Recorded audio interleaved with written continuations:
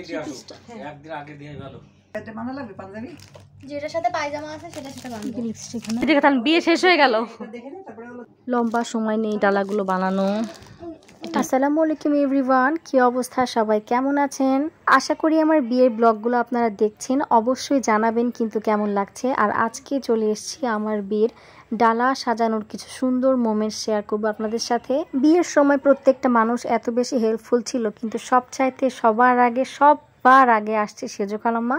বিয়ের বেশ অনেক আগে এসে সব রকমের হেল্প, যত রকম কেনাকাটা, সব রকমের যত রকম যা প্রয়োজন সব কিছু খালাম্মা আসলে হেল্প করছে সবার আগে, আপু মোয়ানা। তো সবার আগে আমরা বসছি প্রাইস ট্যাগগুলো ছিঁড়তে, তারপর খালাম্মা এদিকে ফিতাগুলো ঠিক করে দিচ্ছিল, ফিতাগুলো বাঁধতে হবে। নতুন করে আমরা প্ল্যান করলাম যে আমরা একটু কাগজে করে টোকেন লিখে দিতে পারি, যেহেতু অনেকের জন্য গিফট যাবে এই হলুদের তত্ত্বের ভেতরে একবারে।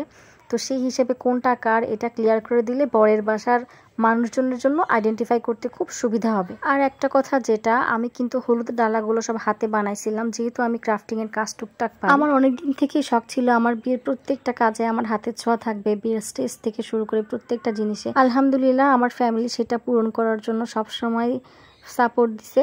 আর এই যে মোয়ানা বসে বসে কাগজ কাটতেছে, আমরা যেহেতু ট্যাগ লিখতেছি ওরও তো কিছু না কিছু করতে হবে, তো ও বসে বসে কাগজ কাটতেছে। আমি বললাম একটু তাকাও, সে মহারাগ। তো আমাকে বলতেছে লাইবা আমার দিকে ফিরাও, দেখো আমি কি আঁকছি। তো ছোট মানুষ, ও আঁকছে, তো ওর আঁকানোগুলো দেখে বলছে তাহলে এটা এখন গিফটের উপর মেরে দাও। তো যাই হোক, এটা নিয়ে আমরা মজা করতেছিলাম। একটা জিনিস নর্মালভাবে দিলে কিন্তু হয়, কিন্তু একটা জিনিসের প্রেজেন্টেশনটাই সব কিছু। একটা জিনিস আপনি যত সুন্দর করে প্রেজেন্ট করবেন সেটা দেখতে কিন্তু ততটাই সুন্দর লাগবে। আর এটা যেহেতু আমার বিয়ের ব্যাপার, তো আমি তো চেষ্টা করবোই যতটুকু সম্ভব সুন্দর করার। তো এই যে এখানে অনেকগুলো ট্যাগ আপু দেখলাম লিখছে, আপুর হ্যান্ড রাইটিং কিন্তু আমার থেকে সুন্দর, আমার তো খুবই পচা। বরের পাঞ্জাবি, বরের বোনের জামা, নানুর জামা, এটা ওটা সব কিছু লেখা হচ্ছিল এইভাবে। তারপর হিমেল ভাই আসলো, ভাই এসে বললো বাবারে তোমরা কি করতেছে এগুলা। তা আমি ভাই শিগগিরই আসেন, এদিকে কিন্তু বিয়ে শাদী সব শেষ হয়ে গেল, মানে মজা করতেছিলাম আর কি। তারপরে এই আর কি টুকটাক অনেক কিছু আসলে পরেও অ্যাড করা হয়েছে, যেহেতু আমরা সময় নিয়ে কাজটা করতেছিলাম, যার জন্য বেশ আগের থেকে আমরা আয়োজন শুরু করে দিয়েছিলাম। অ্যান্ড তারপরে তো আরও কিছু আসলে আরও স্লোলি একটু দেখানো উচিত ছিল আমার সব কিছু ডিটেলস জিনিসপত্র। ইনশাল্লাহ বিয়ে ডালা থেকে কী ছিল সব ডিটেলস আমি দেখানোর চেষ্টা করব, কারণ আরও অনেক ব্লগের ক্লিপ আছে, আমি জানি না এগুলো কালেক্ট করে আসলে পারতেছি না আমি।